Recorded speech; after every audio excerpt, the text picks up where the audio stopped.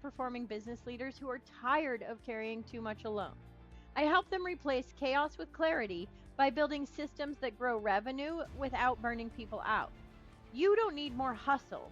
You need a business that runs as well as you do, and that is the work I do every day, helping leaders turn struggle into structure, pressure into performance, and motion into momentum.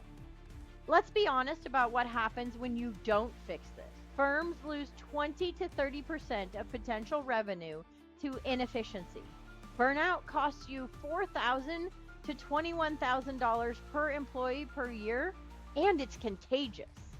Human error drains trillions globally. One client of mine found $1.8 million in operational leaks.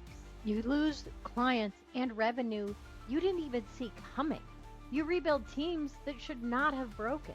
You end up spending your days putting out fires that you never created. And to top it off, you blame everything except the real issue, the systems. Because talent isn't your problem.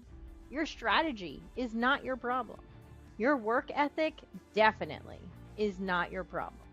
The problem is structural, and structure can be fixed. Introducing the place where we fix all of this together. Listen!